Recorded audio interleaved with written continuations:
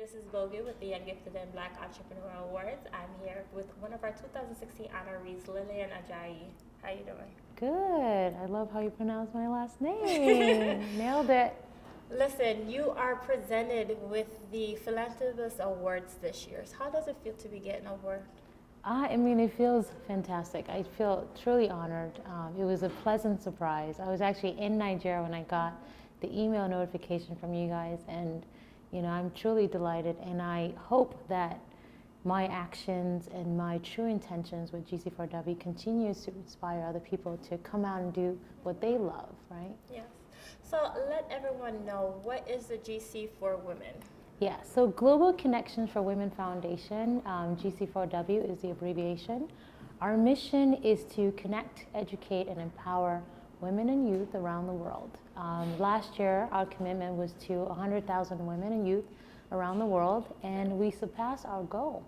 Oh, really? We were able to enrich the lives of 3.5 million people, Oh, wow. which is fantastic. A lot has to do with our partnership with key organizations, both here and abroad, and we're super excited that we were able to do that. So this year we're a little bit more aggressive with our goals, and I hope that we make it. So how did you start off your organization? Great question, and I often don't get asked that questions a lot, but I started GC4W for several reasons. One, I was part of a discussion at the Harvard Club where I'm a member, and this group was talking about women, power, and community, and they were asking us that, how are we contributing individually to our community, specifically to help women.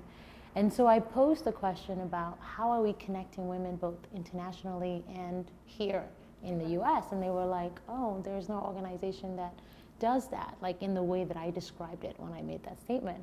And so I went from there, and I remember looking at the girl who sat next to me and said to myself that, what am I not doing? Like, what? She's like, are you thinking about starting something that does that kind of unites women? And I said, yeah, I think I'm going to do something. And from there, I came up with the name Global Connection for Women, and it's in true form a Global Connection for Women. And we've just been around since then. One of the first things that I did that I wanted to test if there's a need for GC4W in the world was we launched on Twitter. I felt like at the time we were so focused on gender inequality, and people were talking about we need more of this, and I said, who's celebrating women and their accomplishments? And so we started focusing our news on just empowerment and women leaders and accomplishments that women were making around the world. And before you know it, we started developing the different programs with GC4W. And now we're here. I mean, over 3 years now, and we're doing so much, and I like where we're going. How did you start it off? So when I worked at the UN, I was on the second committee, which is the Socioeconomic Committee. I was a policy negotiator. Okay. I knew when I started my MBA that I wanted to start my own business. And obviously, I did international relations, prior to that. And I wanted to learn some of the mechanics and the theory and the importance of just how do you start up a business, how do you get the right audience to kind of invest in your idea, how do you galvanize the necessary people to keep up those ideas. And so I decided to go and pursue my MBA. And I'm really happy that I did, because it really gave me the confidence to start my own organization. And I felt like I've learned all the necessary business acumen to make this possible. So what advice do you have for young females or even young gifted people, just trying to start their own business? Yeah. The first thing that I would say is, one is follow a trend, like figure out what you're really passionate about. Because there's so many different things that you can do. You can innovate in one area, you can innovate in the area in which you're currently working. And I think some people have their passion, and sometimes it's different from what they do on a full-time basis. So my advice would be find a passion, find something that you're completely passionate about, because starting a business is something, passion is the biggest motivation for actually moving forward with it. So I think it's important that you find something that you're really in love with, and most of the advice that I always get is that look for a problem within that sector that you're trying to innovate for. Try to create things that solves that problem, and talk to your family and friends, and kind of brainstorm with them and say, hey, I'm thinking about doing this. What do you guys think? Be very careful talking to people who are not your immediate family when you're thinking about an idea, because sometimes there are people who are just a little bit intimidated. Oh my God, when you release this might happen. So you want to protect yourself. Keep it with just your mentors, your really close friends, and your family, your brothers and sisters or uncles. Tell them about it. See how they feel about those ideas, and then create a plan and just get it done. What advice do you say to other people that would say that, well, maybe you went to Harvard, but they don't have the same resources as you did? Right. I would say that that's not a good excuse anymore, because now we have social media, and social media has really opened up the world to resources. I mean, now you can actually connect with individuals directly by sending them a quick note, by following them. It's easier now than before to even gain access. So networking is much easier now. You have the LinkedIn of the world.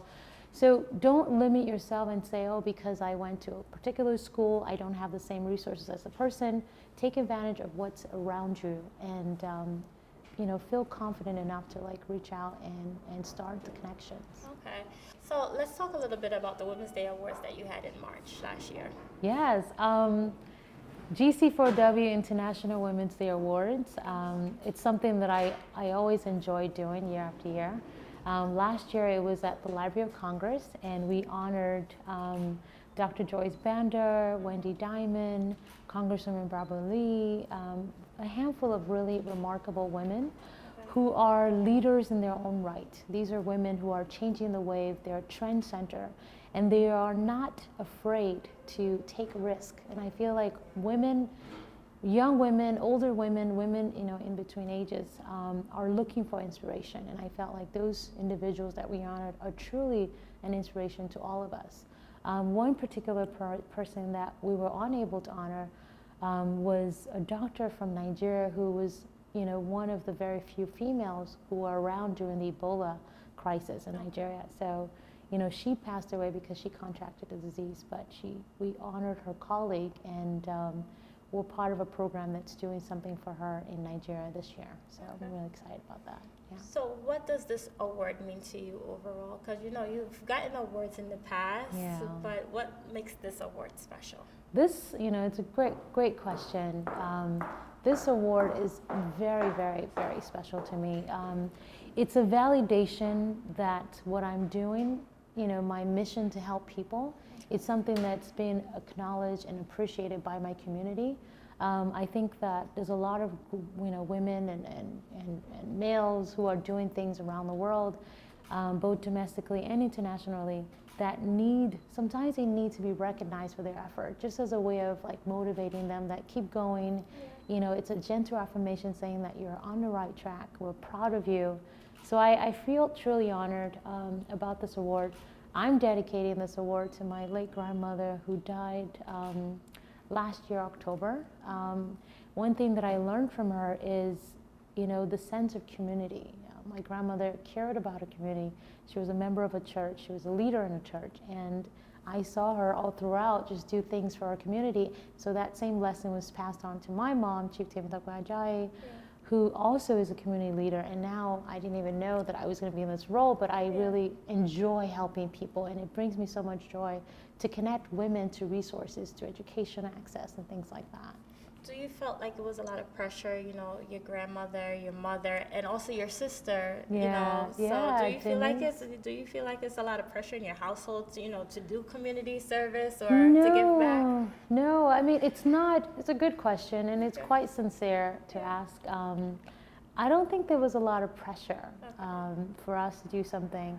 I think one thing that my mom, tried to explain to us is the value. I mean, her quote is, there's goodness in helping people. That's something that we grew up in learning.